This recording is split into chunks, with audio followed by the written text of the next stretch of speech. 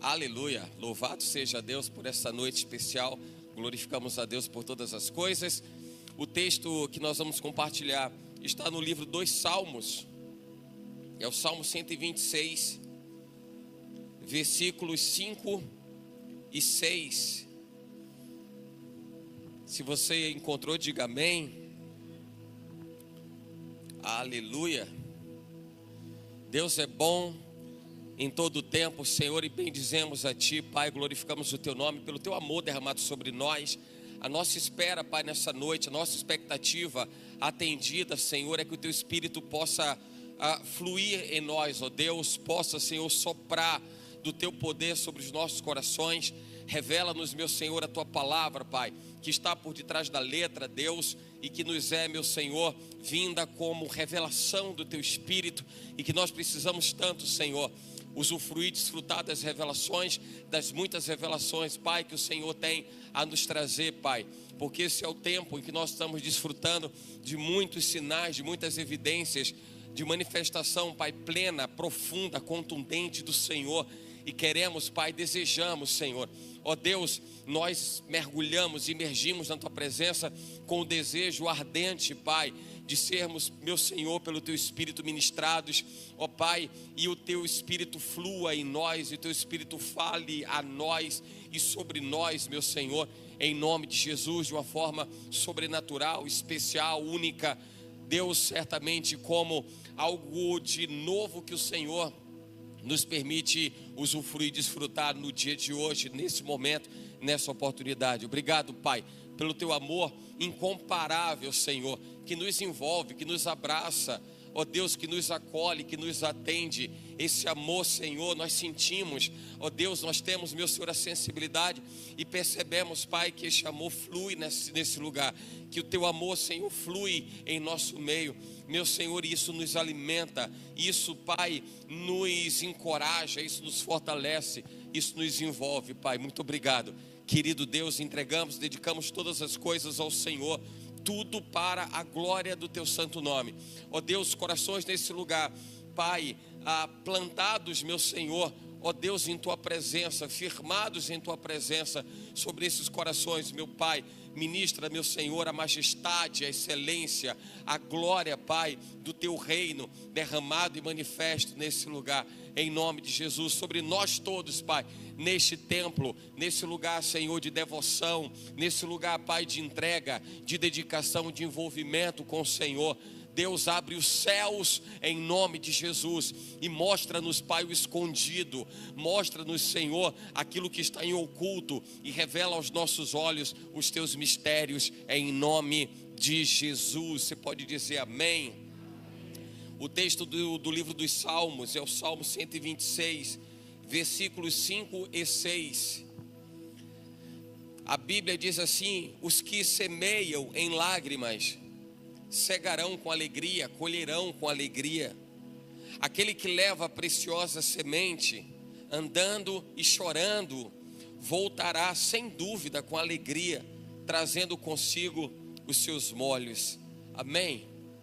Glória a Deus.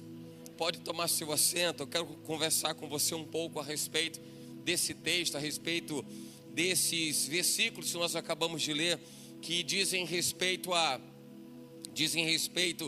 lágrimas que caem diante de Deus. As suas lágrimas, eu quero começar falando isso, as suas lágrimas têm valor para Deus. As suas lágrimas sinceras, as suas lágrimas de impotência, de impossibilidade, as suas lágrimas de dependência de Deus, elas têm um efeito avassalador e gigantesco diante de Deus. Porque eu quero tratar da questão de lágrimas, porque eu quero falar a respeito de pessoas que choram, e o texto diz muito a respeito de pessoas que choram e que se põem diante de Deus em completa condição de coração quebrantado, de coração contrito, e Deus não despreza isso, porque a gente cresce, os meninos vão entender bem isso, talvez não necessariamente os meninos mais jovens, os meninos dessa geração, ou os meninos de uma geração mais próxima, mas especialmente os da nossa geração aqui, um tempo mais atrás.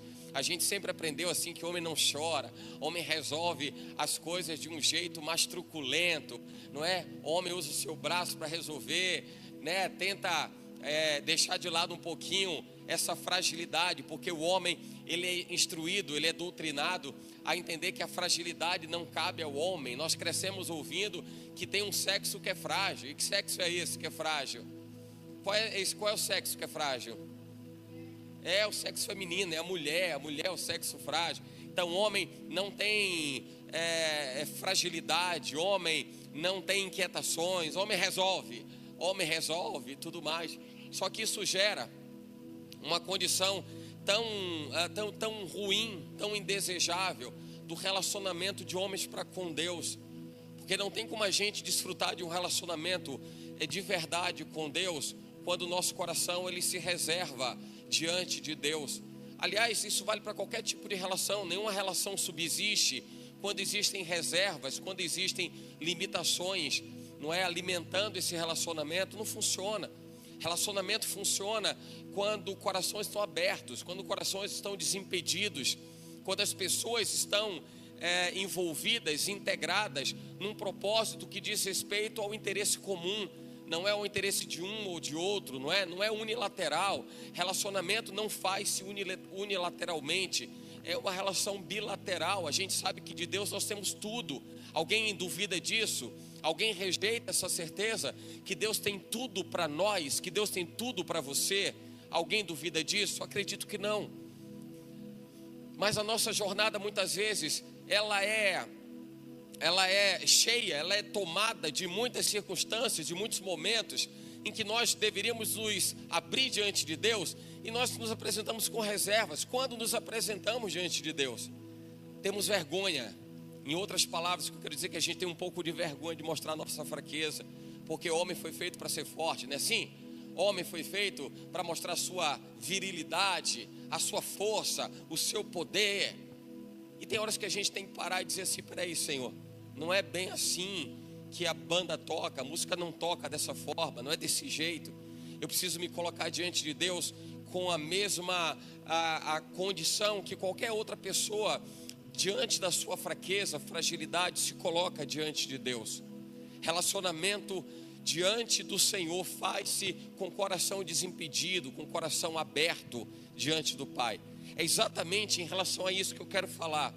Por que razão isso? Porque isso diz respeito à profundidade de intimidade com Deus, profundidade de relacionamento com Deus.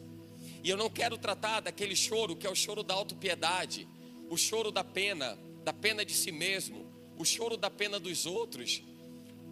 O ser humano tem muitos choros, o ser humano derrama muitas lágrimas.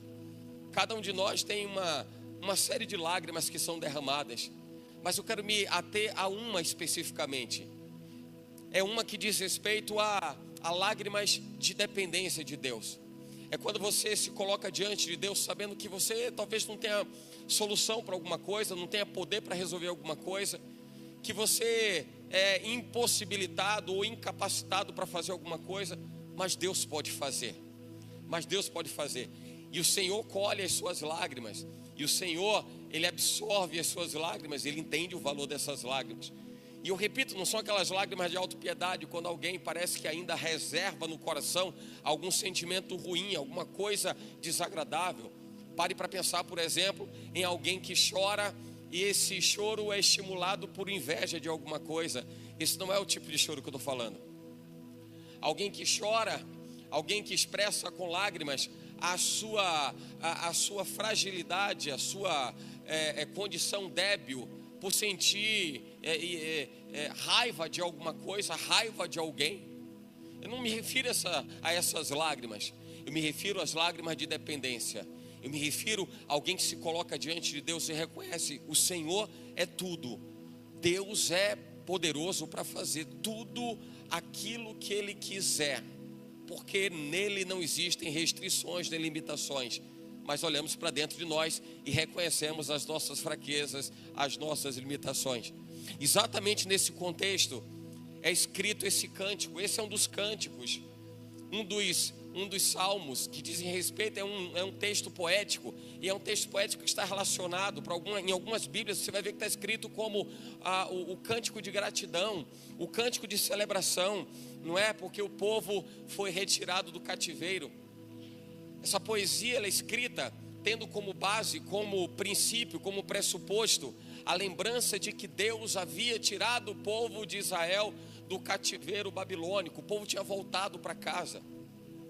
Não existia à época, e aliás não existe nem nos nossos dias de hoje, não existe prazer maior do que você estar no seu lugar, no seu ambiente, no lugar que se constitui como a sua casa, como a sua terra, como a sua cidade.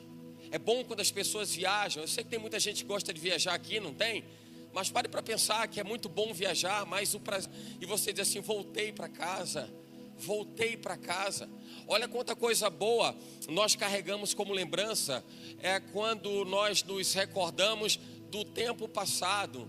Imagina você lembrando da casa onde você morou, e você se reencontra com essa casa. Você vê a casa onde você morou, isso era pequeno.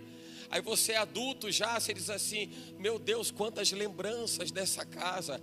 Porque voltar àquilo que um dia foi bom, em que você teve a oportunidade de guardar recordações importantes, isso é extremamente proveitoso. Esse texto é escrito exatamente tendo como base o fato de que Israel tinha voltado para casa. Não era o destino proposto para Israel viver aprisionado no cativeiro babilônico, não era. O propósito de Deus para Israel era a casa de Israel. E que casa era essa? Que casa de Israel era essa? Diga terra, diga aí, diga terra prometida. Você vai ler toda a Bíblia e você vai ver que tudo gira em torno do cumprimento de um projeto que Deus estabelece sobre Israel e dá a Israel uma terra. E você vai ler o Antigo Testamento e vai perceber que em todo esse Antigo Testamento, Israel está relutando contra as suas escolhas, contra as suas decisões, as suas práticas, a sua forma de agir, e é levado cativo e volta, inimigo invade, e vem e vai, faz e acontece, mas no final de tudo, Deus tinha um propósito. Eu sei bem os pensamentos que tenho sobre vós, diz o Senhor, pensamentos de paz e não de mal, para vos dar um destino, para te dar um fim que você deseja. É uma palavra voltada para Israel constituída no seu lugar de segurança, na sua terra, na sua propriedade. Lágrimas dizem respeito, lágrimas sinceras, lágrimas de coração puro, lágrimas com o coração aberto diante de Deus, com intensidade, profundidade diante de Deus, dizem respeito à dependência, a esperar no Senhor, a reconhecer que Deus é quem pode mudar as circunstâncias. Ele muda os tempos e muda as horas, está escrito que é o Senhor quem tem o controle, detém controle e poder sobre todas as coisas. Agora me fala quantas são as inquietações que nós carregamos, o quanto a nossa alma se aflige, talvez por coisas que ainda não aconteceram, sequer aconteceram. O ser humano é especialista em se preocupar, e às vezes se preocupa à toa, sem necessidade alguma. Tem gente que se preocupa muito antes do problema aparecer, ele já se preocupa com o que vai surgir, que ele sequer tem certeza de que vai acontecer de fato. Porque o ser humano, ele acaba se alimentando das aflições desse mundo. Por que Deus fala a respeito de não estarmos presos às coisas desse mundo e voltarmos os nossos corações para Ele? E quando o próprio Jesus diz: você vai ter aflição no mundo, Ele está dizendo: você é enveredado pelas coisas do mundo, você vai sentir angústia, você vai se sentir atormentado. Mas mesmo diante de uma tormenta promovida ou produzida nesse mundo, quando nós olhamos para Jesus Cristo, nós entendemos o que Ele quer dizer com vida, e vida em abundância. Nós olhamos para Cristo e percebemos o cumprimento da promessa dEle. Daí a gente começa a conectar as coisas e perceber o quanto é importante nós derramarmos as lágrimas certas, como uma semeadura que vai produzir uma colheita desejável. Então saiba que as suas lágrimas são sementes. Fala para quem está aí perto de você e diga: ô irmão, você tem um monte de semente aí. Fala aí, mas fala sério com ele. Diga: você tem um monte de semente. Não estou dizendo para você dizer para o irmão: você mente. Não, diga: você tem semente. Diga: você tem um monte de semente. Sabe, por que eu estou falando isso? Por conta da dureza do coração. Deus encontra na existência humana ao longo dos tempos uma coisa chamada dureza de coração. Você vai ver o povo de Israel no deserto, que foi chamado de povo de dura cerviz, um povo de coração duro, endurecido, um povo que testificou de sinais, mas sinais extraordinários da parte de Deus, mas ainda assim rejeitaram a Deus. Como você reagiria vendo um mar se abrindo em duas bandas, 2 paredões de água, e você passando no meio em seco? Será que você olharia isso? Nem nos tempos de hoje, que a gente fala de tanta tecnologia e tanta modernidade, será que você estaria passivo diante de um quadro desse, vendo 2 paredões de água e uma ordem vinda da parte de Deus dizendo passa pelo meio, e você sequer vai molhar seus pés, você vai passar pés secos? Será que nós olharíamos com indiferença isso? Imagina quando nós nos referimos a um tempo, a um tempo no passado, a um tempo tão longínquo dos nossos. E ainda assim, vendo tudo aquilo, aquele povo estava com seu coração endurecido. Eu não preciso entrar no detalhe, mas logo depois que o povo passa pelo mar aberto, os 2 paredões de água chegam numa cidade, cujas águas eram amargas ou amargosas. Não tinham como beber água. A primeira coisa que fizeram foi reclamar. Porque parece que o ser humano, em sua fraqueza, fragilidade, em sua imaturidade, tenta resolver as coisas por reclamação, murmuração, murmuração, murmuração. Paulo fala isso para os coríntios e diz assim: cuidado vocês, porque por vocês muito murmurarem, vocês são destruídos pelo devorador, pelo destruidor. Maior ferramenta, insumo que alguém pode dar para Satanás é a murmuração. É o que mais Satanás quer, murmuração. Alguém que abre a boca para murmurar, para reclamar, é o que o diabo mais precisa para produzir, para incendiar um arraial inteiro. São as murmurações. Quando o Senhor ele fala, ele nos traz a informação a respeito da língua. Ele diz assim: a língua é uma pessoa mortal, com ela se abençoa, mas com ela também se amaldiçoa. Se bendiz a Deus o Pai, mas com ela também se promove destruição. Nós carregamos tantas sementes, e essas sementes são aquelas que você não pode manipular. São as sementes que estão completamente na dependência de Deus, estão completamente entregues às mãos de Deus. São aquelas sementes que você reconhece a sua fraqueza, a sua fragilidade, a sua incapacidade, a sua insuficiência, e você enxerga que só Deus é quem pode fazer. Você vai lembrar, por exemplo, da história de Ezequias, rei de Israel, e você vai se lembrar lá de 2 Reis. A Bíblia fala, capítulo 20, versículos 3, versículo 5. Do versículo 3, a Bíblia diz que Ezequias ele chora, mas ele chora amargamente. Você sabe o que significa esse choro amargo de Ezequias? Era o choro de quem sabia que tinha uma enfermidade, e essa enfermidade não tinha mais solução, não tinha saída para ele. A recomendação para ele foi: arruma a tua casa, porque você está com suas horas contadas, você vai morrer. Às vezes nós tomamos conhecimento de resultados médicos, né? Me fugiu a palavra aqui, não é diagnóstico médico. Às vezes nós tomamos conhecimento de algum tipo de diagnóstico médico, que a primeira coisa que acontece é o sujeito dizer assim: agora, o que é que eu faço?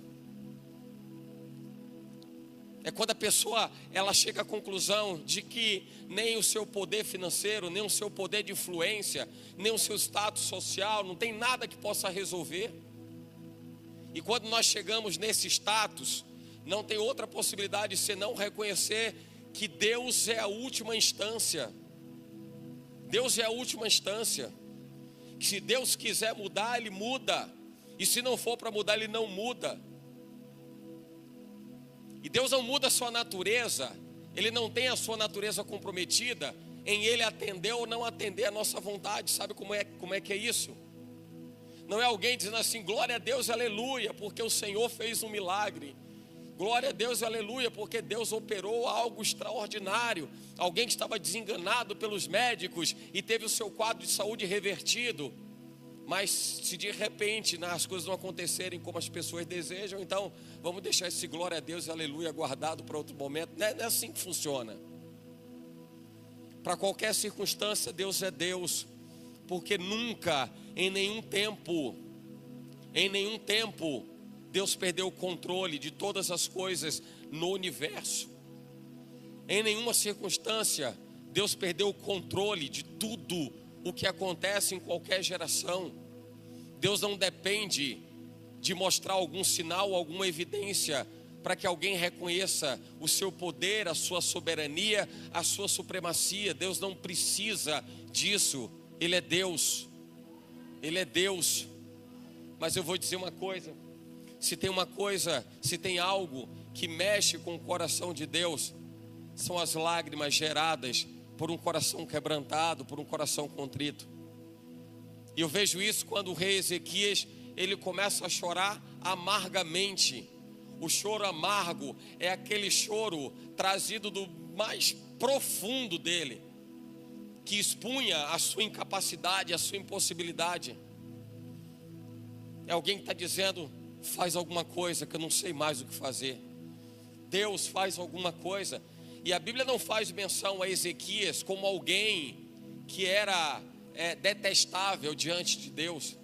Você vai encontrar uma referência do rei Ezequias como alguém que andava segundo a vontade de Deus, ou alguém que guardava os mandamentos do Senhor. Você não vai encontrar outra coisa relacionada a Ezequias, senão uma vida de um homem justo, um homem íntegro. Preste atenção nisso, é importante.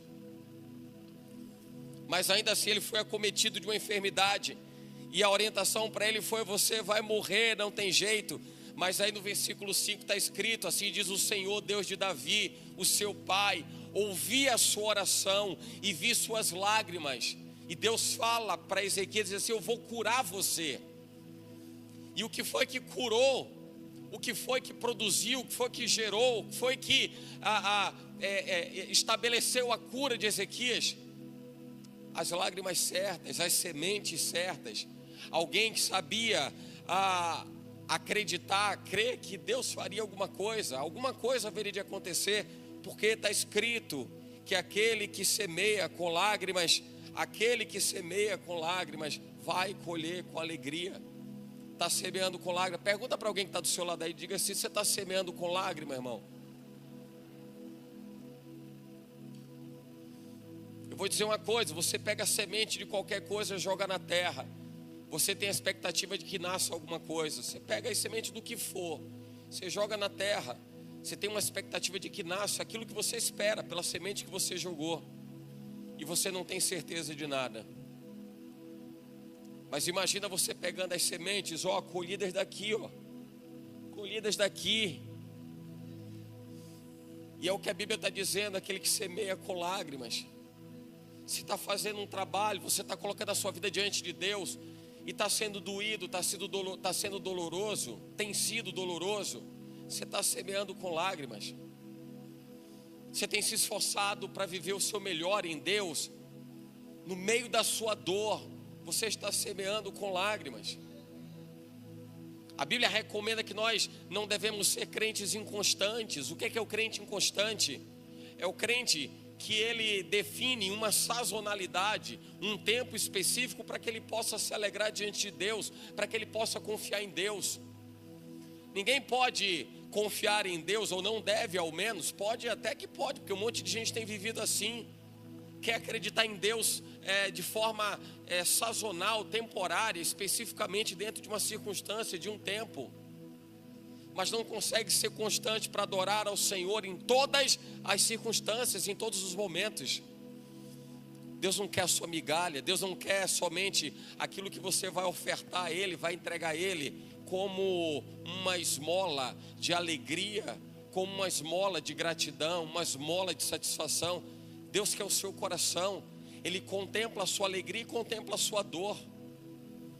Nós fazemos uma aferição diferente, porque se eu perguntar: quem quer viver aqui alegrias? Um monte de gente vai levantar a mão, não vai? Deixa eu perguntar para ver se é verdade. Quem quer viver uma vida de alegrias? Aí eu pergunto: quem quer viver uma vida de dores? Ninguém quer. A nossa aferição é: eu quero viver o prazer, eu quero desfrutar do prazer e eu quero fugir da dor. A realidade do ser humano é essa: é a busca do prazer e a fuga da dor. A busca do prazer e a fuga da dor. Mas só que a Bíblia diz que o sol e chuva nascem e se estabelecem sobre justos e injustos. Então tem momentos difíceis para crente e para ímpio. Existem dificuldades e aflições para crente e para ímpio. Há quem abra a boca e diga assim: mas eu vou para a igreja, eu sirvo ao Senhor e estou passando por uma situação difícil. Que negócio é esse? Por que está acontecendo isso na minha vida? E quem disse a você que você não passaria? A questão não é passar pela, não é entender se vai passar ou não pela aflição. É saber quem vai estar com você na hora dela.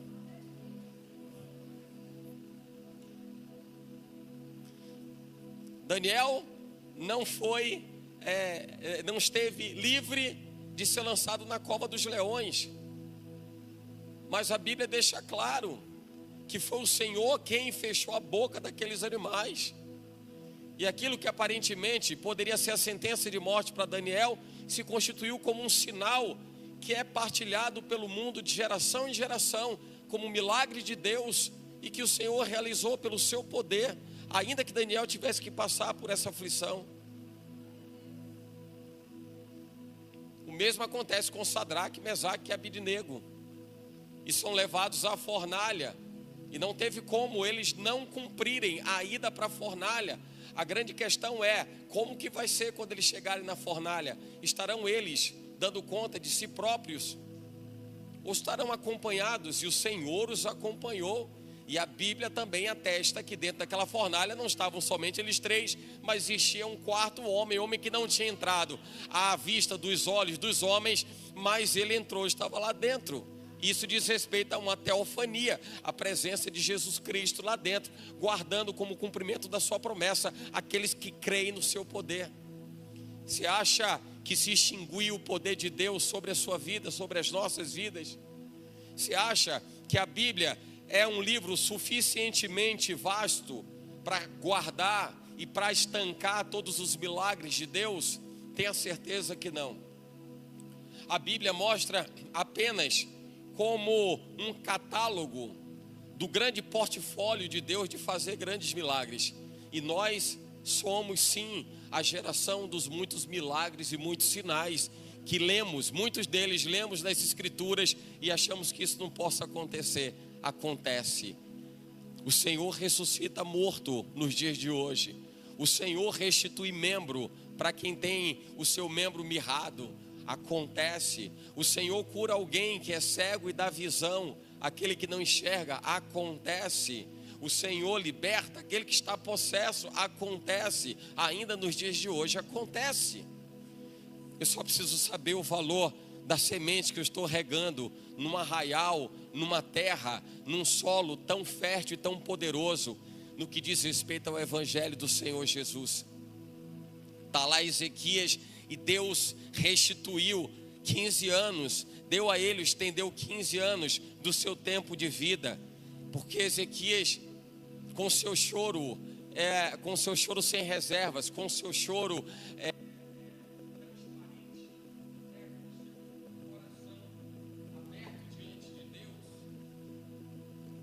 com seu coração aberto diante de Deus, o Senhor recolheu cada uma daquelas sementes, cada uma daquelas lágrimas. A Bíblia fala no Salmo 55, versículo 16 e 17: eu, porém, clamo a Deus, o Senhor me salvará. À tarde, pela manhã, ao meio-dia, choro angustiado, Ele ouve minha voz.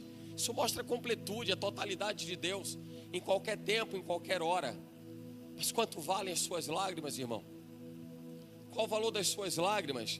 E que tipo, que qualidade de lágrima se apresenta a Deus nos momentos de dor, de aflição, de incertezas, nos grandes temores que a gente vive?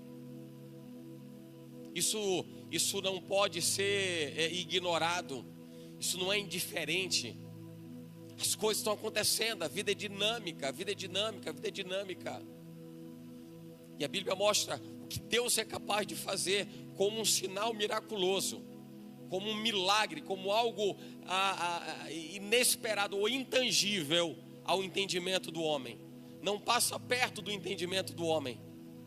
É o que a Bíblia diz: aquilo que o olho não viu, o ouvido não ouviu e não subiu ao coração do homem, são as coisas que Deus tem preparado. Isso não diz respeito somente ao porvir, não diz somente a respeito à eternidade, diz respeito àquilo que Deus faz, que Deus pode fazer na vida de quem confia e que espera nele. São as coisas que Deus tem preparado para aqueles que o amam, que o temem, que reconhecem o seu poder e a sua glória. Quem é você nesse lugar que reconhece a glória de Deus? Quem é você? Tem gente aqui que reconhece a glória de Deus?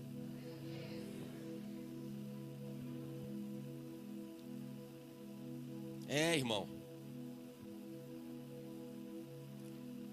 a gente precisa olhar para dentro. A gente está precisando olhar para dentro.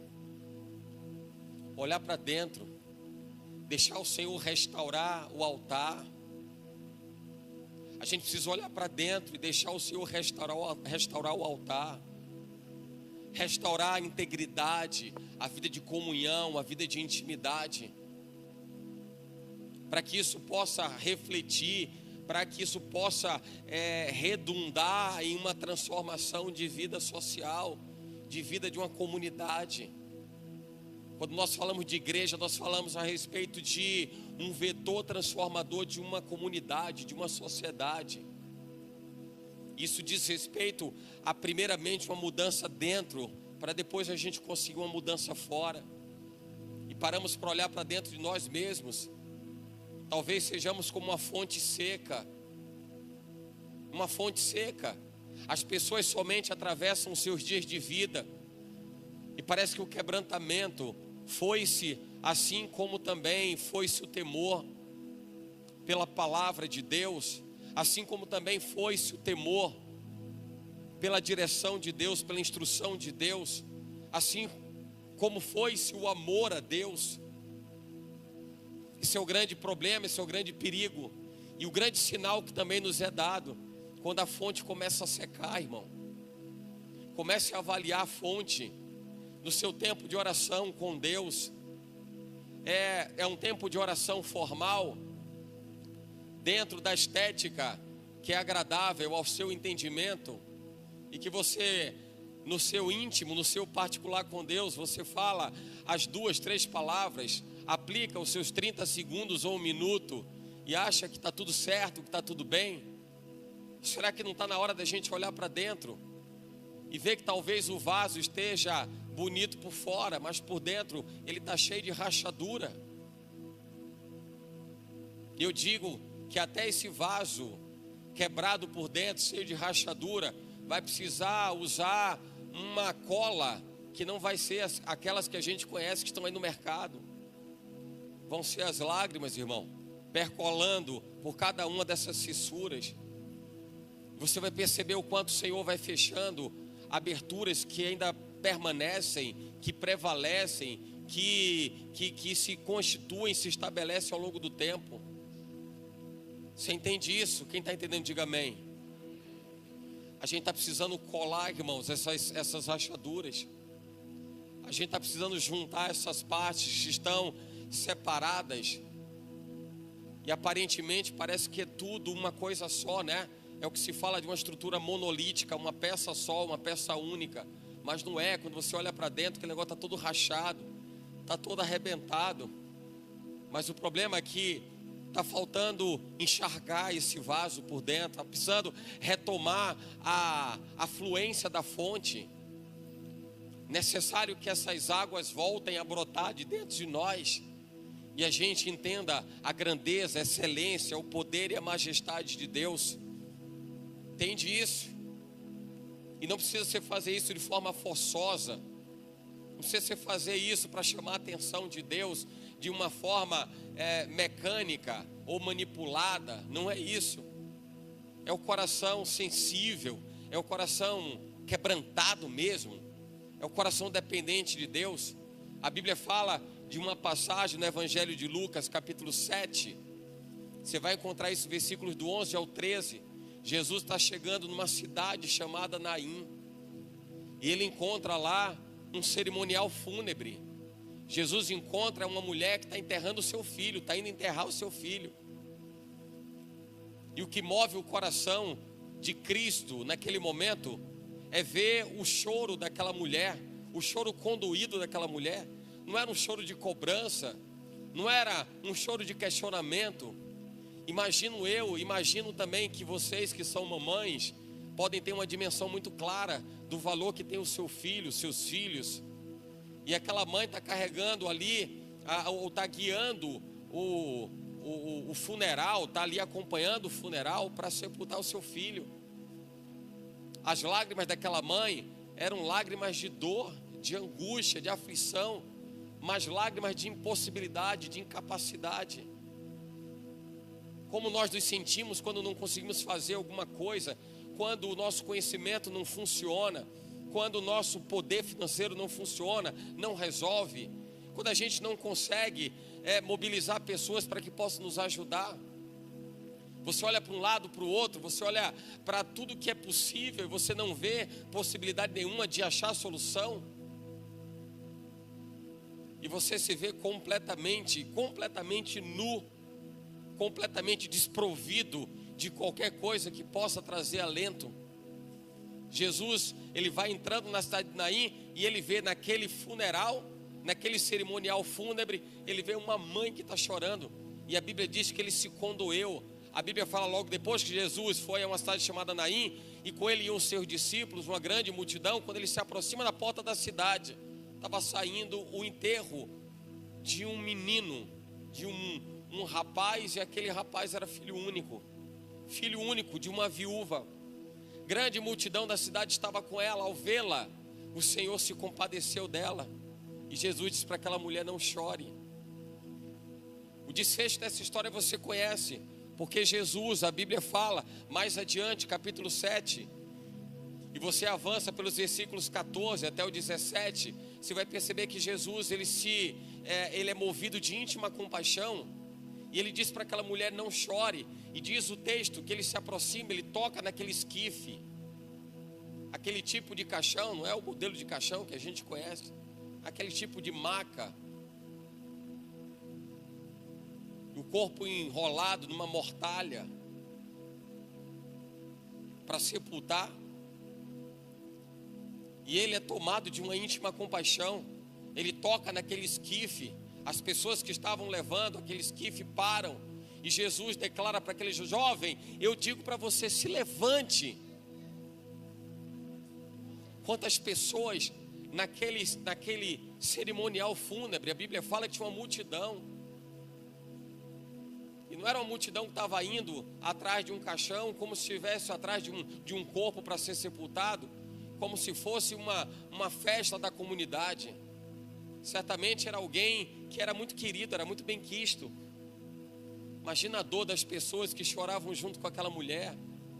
Pessoas que sentiam angústia dentro de si, como se estivessem vivendo a mesma dor que aquela mulher estava sentindo, estava vivendo por ter que sepultar o seu filho. Sabe o que é isso? Lágrimas que movem o coração de Deus. Lágrimas que reconhecem a dependência de Deus. Lágrimas que atribuem a Deus o poder, a glória, a honra, a majestade. E sabem que só Deus pode fazer aquilo que está completamente fora do nosso alcance. Deus estabelece naquele instante, Deus estabelece uma esperança para aquela família, para aquela casa. Tem um monte de casa que está precisando viver esperança, irmão. Tem muita casa que está precisando ter a sua esperança renovada, porque não se acredita mais num relacionamento conjugal, porque não se acredita mais num relacionamento de integridade entre pais e filhos, porque em qualquer tipo de negócio, um relacionamento de negócios, não se confia mais um no outro, um sócio no outro, qualquer coisa do tipo.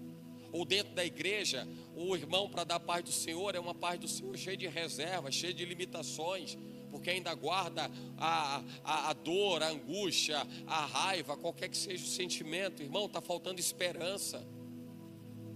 Tem muita gente que ainda depende de esperança, com espera alguém que sabe que vai ter alguma coisa. Nunca vi ninguém esperar por algo que nunca vai chegar. Isso diz respeito à alma humana. A alma humana vive de esperança, porque a gente acredita que alguma coisa aconteça, vai acontecer alguma coisa, vai acontecer alguma coisa. Então a gente é alimentado de alguma coisa que aconteça em qualquer momento. Mas tem muita gente que não consegue nem mais alimentar a esperança. Tem gente que não consegue mais manter uma sobrevida, uma mínima sobrevida da sua alma, acreditando que Deus pode fazer alguma coisa diferente. Eu não estou falando a respeito de alguém que você para pensar e diz assim, deve ser para alguém aqui nesse lugar. Isso diz respeito a cada um de nós, irmãos. Isso diz respeito à nossa vida. Cada dia nós passamos por desafios, cada dia nós somos testados, provados em nosso bom ânimo. Todos os dias é assim, não é? Para pensar nisso. Se de repente tem dia que você acorda, parece que você vai derrubar o mundo inteiro só com o seu braço. Você está tão estimulado, você está tão alto nível, que você acorda assim, hoje o dia é meu, só vai dar eu aqui nesse negócio. Mas tem dia que você acorda assim, eu não sirvo para nada, meu Deus do céu, nada dá certo, nada acontece, nada funciona. São os nossos altos e baixos da vida. E o grande desafio do ser humano é tentar trazer os seus altos para um nível que seja aceitável no que diz respeito à dependência de Deus. Porque eu vejo muita gente que quando vive esse alto nível de vida, parece que se esquece de Deus. Então ele chega no topo do auge em que ele não precisa de Deus. Ao mesmo tempo, quando ele chega no vale, o vale é o lugar mais difícil dele transitar, porque é onde ele não consegue mais fazer nada. Para muita gente se cruza os braços e se espera aí, vive uma vida entregue. E o nosso desafio vai ter que ser trazer a uma linearidade, que você viva alegrias que não te afaste de Deus e que você não viva tristezas que também te afaste de Deus. O nosso desafio vai ter que trazer esse negócio que está lá no topo, vai estar lá no fundo, e trazer isso para uma condição em que a gente saiba que nos momentos difíceis a gente está forte porque nós temos o Senhor. E nos momentos de alegria a soberba não vai nos derrubar porque também nós temos o Senhor. A gente tem ao Senhor. Aquela família foi uma família restaurada na esperança, porque a expectativa de que alguma coisa acontecesse, aconteceu. E eu quero liberar essa palavra sobre a sua vida, irmão, em nome de Jesus. Aquilo que você espera, e é uma espera no Senhor, em nome de Jesus, eu declaro que as suas sementes diante de Deus, mesmo que seja debaixo de angústia, de sofrimento, debaixo de aflição, mas você tem entendido que Deus tem poder sobre todas as coisas, Deus tem poder sobre tudo. Saiba que o Senhor, Ele vai colher cada lágrima, sabendo que você não ignorou, que você não rejeitou a importância da semeadura, mesmo que essa semeadura seja debaixo de muitas lágrimas. Saiba disso, em nome de Jesus. Em nome de Jesus. O Senhor, Ele nos fala a respeito de uma oportunidade em que Jesus é chamado para cear na casa de um fariseu. O que era um fariseu?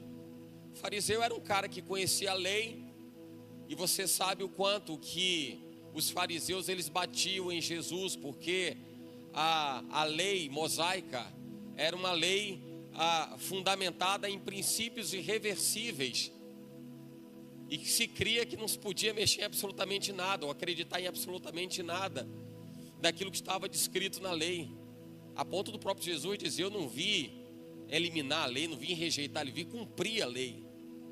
Só que para os fariseus entender que Jesus era o cumprimento da própria lei, que era a manifestação de Deus como Messias, promessa de Deus para Israel, era algo demais para que o povo judeu pudesse compreender. Então Jesus é chamado para cear na casa de um fariseu. E quando ele chega na casa desse fariseu, está em Lucas capítulo 7. Quando ele chega na casa desse fariseu, ele entra nessa casa. A Bíblia fala que tinha uma mulher, e é uma mulher pecadora. Diz que tinha uma mulher, e aquela mulher trouxe um frasco. E dentro daquele frasco, daquela vasilha, de alabastro tinha perfume. E aquela mulher começa a esfregar o pé de Jesus, começa a chorar aos pés de Jesus. E chorando aos pés de Jesus, ela começa a enxugar com seus cabelos os pés do Messias. Sobre ele ela derrama aquele unguento caro, aquela especiaria cara. E o comportamento daquele fariseu foi de rejeitar o ato daquela mulher, porque ela era uma mulher pecadora. Diga comigo, ela era uma mulher pecadora. Tem muita gente que olha para dentro de si mesmo e se acha tão pecador, a ponto do Senhor ignorar ou rejeitar aquilo que você entrega para Ele. Olha aqui, o que mais Deus quer de você é que seu coração esteja íntegro diante dEle. O melhor presente que você pode dar para Deus, diante de Deus, é arrependimento de pecados. É a forma com que você não coloca Ele de novo na cruz. Porque para cada pessoa que se deleita no pecado, que vive no pecado, é como se estivesse pegando Jesus e prendendo na cruz de novo, e prendendo na cruz de novo, e prendendo na cruz de novo. O problema do crente não é diabo, o problema do crente não é Satanás. O empecilho do crente não tem nada a ver com o inimigo. Ah, porque o diabo fez e aconteceu. Ele não fez nem aconteceu coisa nenhuma. Ele te deu poder e autoridade para você pisar serpentes e escorpiões, irmão. Te deu autoridade para você vencer. Ah, mas ele maquina o mal contra mim. É porque talvez você não tenha tomado conhecimento de que existe alguém que é maior do que ele, Jesus, e que ele habita dentro de você. O problema da igreja, o problema de crente, o problema das pessoas não diz respeito a Satanás, diz respeito a escolher viver uma vida no pecado. Esse foi o grande problema de Israel ao longo da história. O povo que se afastou de Deus, o povo que foi tomado cativo e foi subjugado pela Babilônia, por ter escolhido viver as suas próprias rotinas de vida, por terem se prostituído espiritualmente, por terem se curvado a deuses estranhos. Ao que o Senhor ao longo da história diz para Israel: não façam tal loucura, não se dobrem diante de imagens, não se dobrem diante de figuras nem constituídas naquilo que as pessoas acham que tem no céu, ou na terra, ou debaixo da terra. Não faça imagem de escultura. Não aplique seu coração a acreditar, reverenciar, adorar qualquer outra coisa, ou quem quer que seja, que não seja Deus. E toda vez que Israel pereceu pelas suas próprias decisões, pelas suas próprias escolhas. Aquela mulher que chorou, derramou as suas lágrimas dos pés de Jesus, chamou tanto a atenção do mestre, tanto a atenção do mestre, que está escrito na Bíblia, que depois que ela começa a chorar, molhar os pés de Jesus com suas lágrimas, enxuga os seus cabelos, beija e unge o Senhor com perfume, o fariseu se levanta contra isso, rejeita isso, e fala para Jesus: você não sabe que essa mulher que está te tocando é uma mulher pecadora? Jesus devolve isso para o fariseu e diz assim: olha, aquela mulher, você está vendo essa mulher? Eu entrei na sua casa e você nem me deu água, o que era costume, água para purificação. Você nem me deu água para lavar os pés. Ela, porém, molhou os meus pés com as suas lágrimas e enxugou com os seus cabelos. O que você tem feito que tem tocado o coração de Deus, irmão? O que você tem feito que tem tocado o coração de Deus? O que realmente, quando você sai das quatro paredes da igreja, ou quando você está nas suas quatro paredes da particularidade, do seu lugar reservado, que você pode dizer: Pai, eu quero dedicar a minha vida ao Senhor, eu quero entregar a minha vida ao Senhor. Porque às vezes nós alimentamos uma determinada rotina que gera um entendimento de que as mínimas coisas, ou as coisas que nós entendemos que são as coisas mais naturais, parece que elas são as grandes entregas para Deus. Me assusta quando alguém de repente diz assim: eu vou à igreja. eu sou ofertante, eu sou dizimista. Eu olho e digo assim, irmão, isso eu não vi nada sobrenatural nisso, irmão. Você não está fazendo mais do que sua obrigação. É o mínimo que se espera de alguém que disse: Senhor, a minha vida eu entrego a Deus. Estar na igreja ou cooperar com as coisas da igreja é minimamente o que se espera. Mas quando alguém de fato se coloca diante de Deus e é provado de tal forma que possa dizer: Senhor, eu estou no meu limite, a ponto de Deus olhar para você e aferir que de fato não é um choro forçado, não é um gemido forçado, não é nada produzido ou estimulado para impressionar quem quer que seja. É exatamente o fundo do poço do coração do homem, quando se vê incapacitado, impossibilitado de fazer alguma coisa.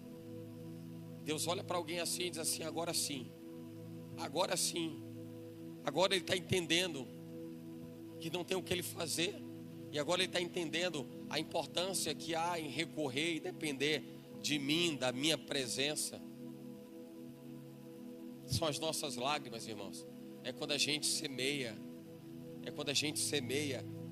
e é uma semeadura feita à base de lágrimas, 1 Samuel capítulo 1, a Bíblia vai falar de Ana, a mulher que queria ter filhos e não podia, e vivia o deboche da outra esposa de Elcana,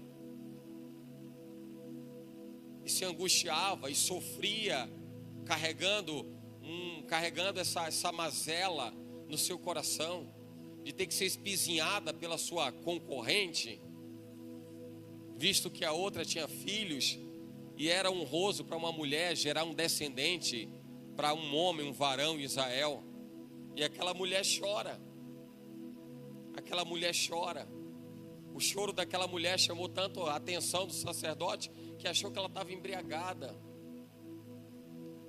Mas eu entendo que aquele choro era um choro compulsivo, um choro que não se tem controle, um choro que não se tinha domínio. Aquela mulher estava virando pelo avesso, era uma alma virada pelo avesso, e alguém que estava sofrendo alguma coisa que ninguém podia resolver, absolutamente ninguém podia resolver. Quais são os seus impossíveis, irmão? Eu só quero convidar você a refletir a respeito dos impossíveis. Nós falamos da glória de Deus, nós anunciamos a glória de Deus, nós declaramos a glória de Deus, e parece que nos primeiros obstáculos, nos primeiros problemas que a gente enfrenta, talvez mínimos, a gente se abate, a gente se deixa derrubar, deixa que o nosso ânimo vá abaixo. Parece contraditório, né? Parece incompatível. Deus é o Senhor para fazer aquilo que apraz a Ele, não é aquilo que apraz a nossa vontade. E esse é o grande reconhecimento que qualquer pessoa precisa fazer dEle. Ele é Senhor sobre todas as coisas. Eu fico imaginando se de repente não desce fogo do céu, quando Elias disse diante dos profetas de Baal, e ele disse assim: vamos ver quem é Deus realmente, e vai ser aquele que manda fogo do céu. E se o fogo não descesse? Ei, irmão, fala aí, se o fogo não descesse.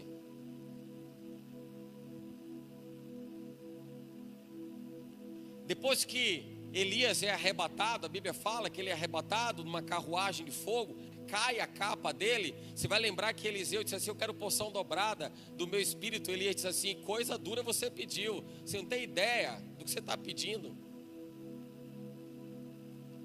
A primeira coisa que Eliseu faz na volta, porque eles passam pelo Jordão, o Jordão que se abriu, eles passam, na volta ele está com a capa de Elias. A primeira coisa que ele faz é dizer: eu vou provar esse negócio mesmo, porque eu sei que vai acontecer, eu acabei de ver e aconteceu, por que não vai acontecer agora? E quando ele bate com a capa de Elias, ele bate nas águas e diz assim: cadê você, Deus de Elias? E bate nas águas. Quem é o Deus de Elias? Onde está o Senhor, Deus de Elias? Ele não bateu a capa para poder lavar, estava com mau cheiro de Elias, alguma coisa assim. Ele bateu ciente de que o poder que ele tinha testemunhado era o poder que ele haveria de desfrutar, porque ele sabia aquilo que ele tinha pedido. Eu quero porção dobrada do teu espírito. Isso diz respeito ao nosso lugar de confiança em Deus. Assim como o Senhor diz, nem todo aquele que me diz Senhor, Senhor entrará no reino dos céus. Eu fico imaginando que não é todo mundo que carrega uma Bíblia que entende o poder que Deus tem. Não é todo mundo que de repente até frequenta cultos em igrejas. Não são pessoas que a gente pode atestar e dizer assim, uma fé inconteste. Talvez isso esteja muito mais próximo de nós do que a gente imagina. Mas eu quero encorajar você a acreditar em Deus, mas de verdade, acreditar em Deus, que isso talvez te custe muitas lágrimas.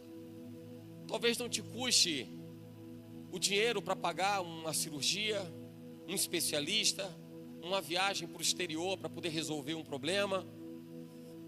Talvez não te custe um profissional especializado para resolver uma situação. De repente a única coisa que te custa são lágrimas. E lágrimas de dependência de Deus.